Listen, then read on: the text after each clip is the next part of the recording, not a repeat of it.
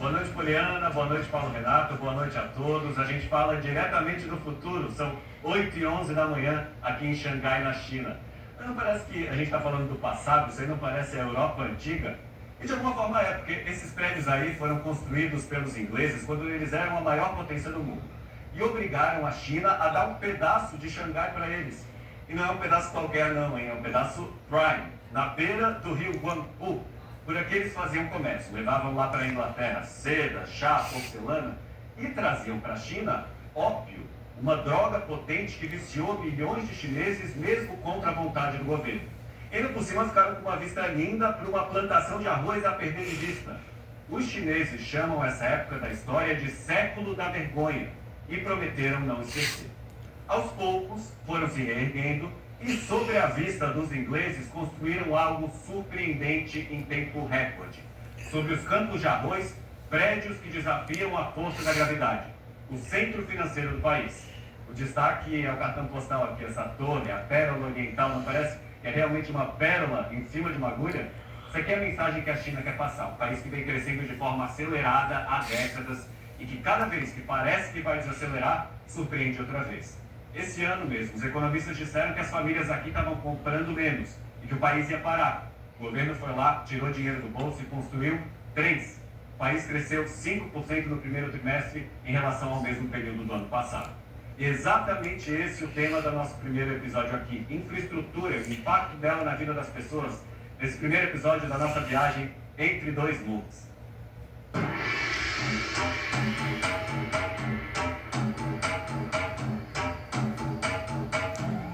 Quando você chega no aeroporto de Xangai, é só seguir a placa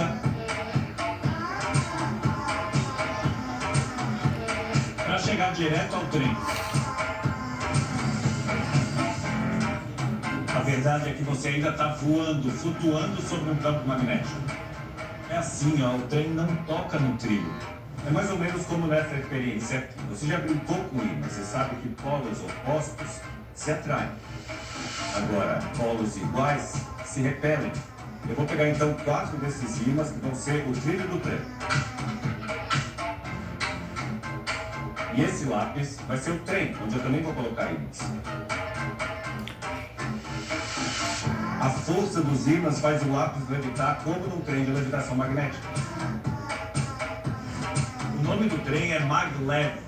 É o mais rápido do mundo, vai a 420 km por hora e liga o aeroporto à cidade de Xangai. Chegamos. Sabe quanto tempo deu? Daqui a pouco a gente traduz esse número. Esse número aqui é mais do que contagem de tempo, é um símbolo.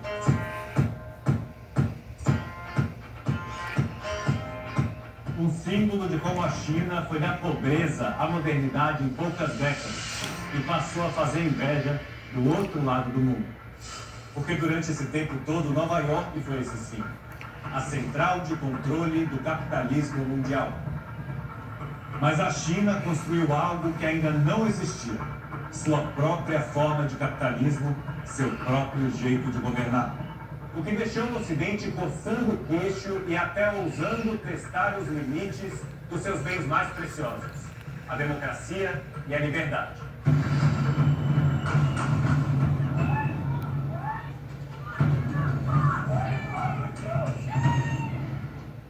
A gente não está aqui para comparar as duas cidades, mas colocando Nova York e Xangai lado a lado, a gente entende muito melhor o mundo em que vive hoje. Esse é o primeiro episódio de uma série em 2 países. De um lado, Estados Unidos. De outro, a China. A disputa do nosso século. Para dizer quem estabelece os padrões agora para o futuro da humanidade. Essa é Entre Dois Mundos.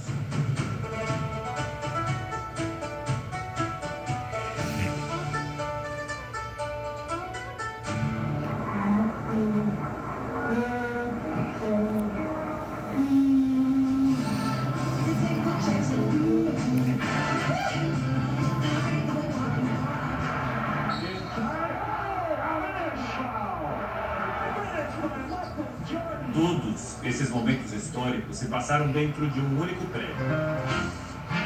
o Madison Square Garden, uma arena brutalista que ocupa um quarteirão inteiro no coração de Manhattan, pronta para as câmeras de televisão, que espalhavam esses momentos para todos os campos do planeta.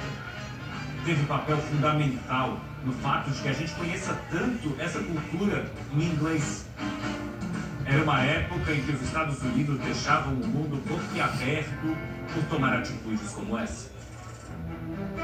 No lugar do Madison Square Garden ficava um dos edifícios públicos mais grandiosos já construídos pelos americanos. Sharon Zirkin pegou o trem nessa estação. Era um prédio lindo, inspirado na arquitetura romana, com pé direito alto e todo de vidro. Era o principal portal de entrada em Nova York, que acabou demolido e confinado aos subterrâneos. O teto é opressor, não inspira uma sensação boa. Quando fica lotado, é um engarrafamento.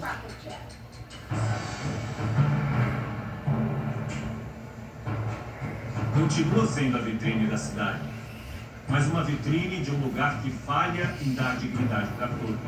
A fortuna dos bilionários americanos cresceu 70% desde que a pandemia do coronavírus estourou. Os 1% mais ricos têm tanta riqueza quanto os 90% mais pobres juntos. E hoje em dia o que não presta para alguns pode ser a necessidade básica de outros. Demorou quase 70 anos desde que aquela antiga estação foi destruída para alguém desenvolver nova infraestrutura para os trens. A ideia foi a seguinte: atravessar a rua até a antiga estação de Correios da cidade, que acabou passando por uma reforma. Para quem mora em Nova York, entrar nessa estação pela primeira vez foi quase um respiro de alívio, porque ela devolve dignidade e luz natural para quem viaja de trem. E também reacendeu a esperança da renovação da infraestrutura pública da cidade. Essa foi uma das maiores obras do transporte público por aqui do século XXI, mas desde a concepção até a entrega foi uma espera de quase 30 anos. E é daqui, do mais movimentado hub de transporte do hemisfério ocidental, que a gente começa a nossa viagem até a China. Porque aqui os trens que vêm de longe se conectam a uma rede subterrânea que se espalha como um grande leque pela cidade símbolo dos Estados Unidos.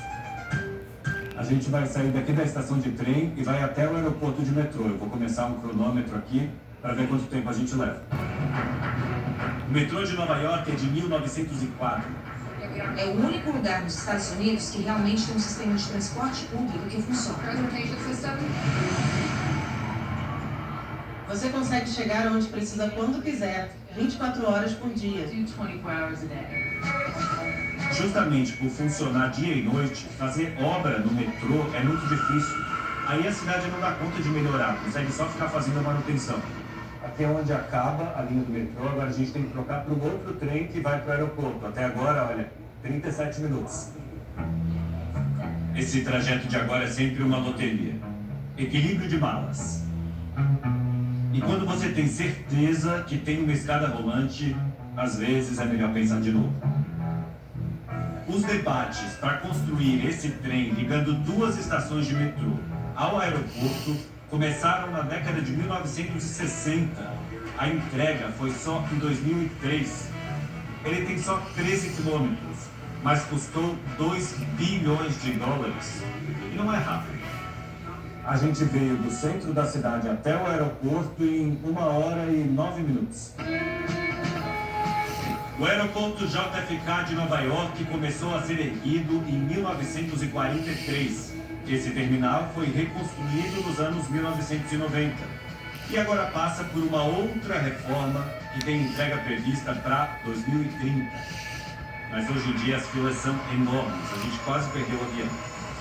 São 14 horas de voo direto, saindo de Nova York, passando pelo Polo Norte até Xangai. Bem-vindos à China, onde a escala de tudo impressiona logo à primeira vista. Escala Essa é a primeira de 3 palavras-chave para entender a diferença. Enquanto nos Estados Unidos cada projeto é orçado como se fosse o primeiro, na China, aeroportos enormes como esse são feitos iguais pelo país inteiro. É como se fossem peças de Lego gigantes que são trazidas para lá e para cá e reproduzidas por todo o país. Por isso que dá para construir um aeroporto desse em 2 anos, por 7 bilhões de dólares. Só a reforma que estão fazendo lá no aeroporto de Nova York vai sair por 20 bilhões.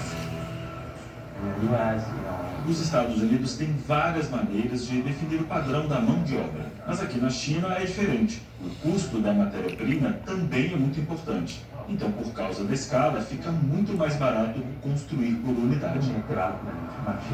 O professor Shen Wang é especialista em infraestrutura urbana da Universidade de Nova York, em Xangai. O melhor exemplo para isso que ele acabou de explicar é aquele trem de levitação que a gente mostrou lá no começo. O mais rápido do mundo. Ele tem o dobro da extensão do trem que leva ao aeroporto de Nova York. Mas ficou pronto em 3 anos e custou a metade. Agora sim, sabe quanto tempo ele levou do aeroporto de Xangai até a cidade? 7 minutos e 12 segundos.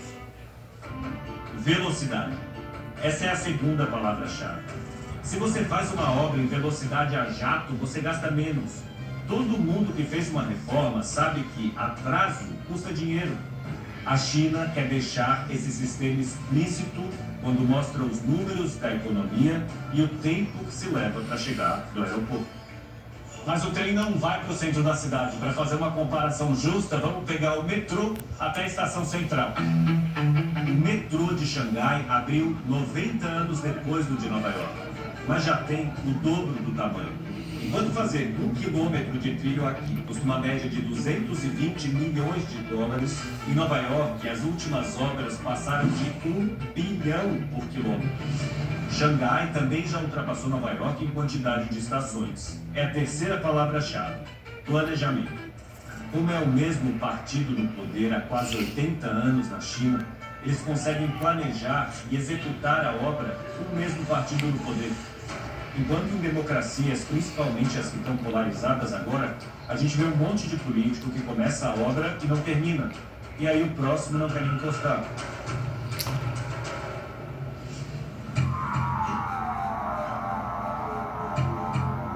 Mas é claro que a velocidade às vezes tem seu preço. Isso foi em fevereiro agora. Eles pediram pra gente não filmar, mas discretamente, olha só, é aqui atrás. Eles estão trabalhando para tapar o buraco, mas enquanto não estiver pronto, é melhor que ninguém veja.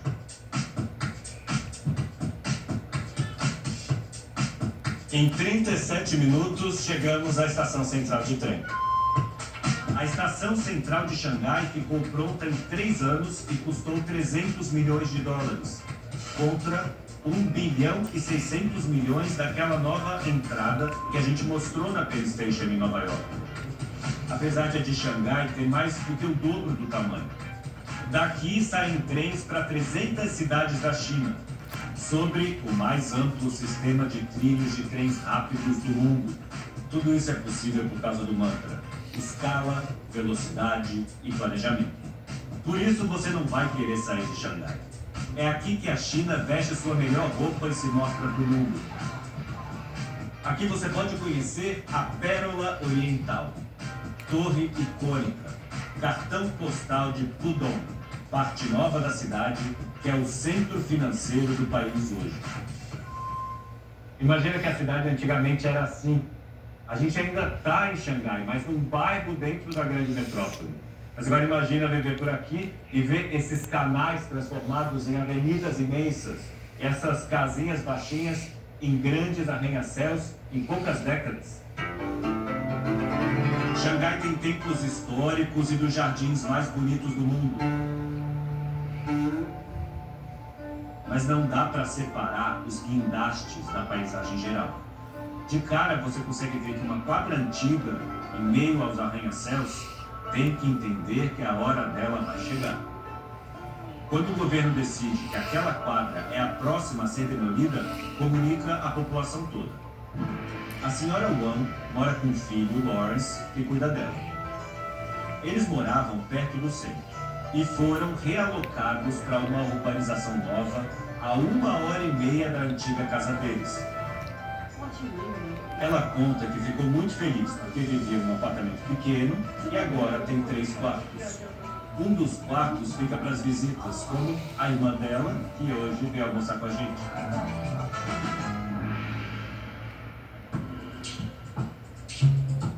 O Lawrence preparou um banquete à moda de Xangai. Tudo aqui é compartilhado. Ninguém é, inclusive, dono da terra onde vive. É o governo, que dá uma licença para você morar ali por 70 anos se você compra um apartamento. E se o planejamento central precisar do terreno para construir, por exemplo, uma zona comercial, você tem 2 opções. Ou pega uma indenização, ou troca seu apartamento por outro.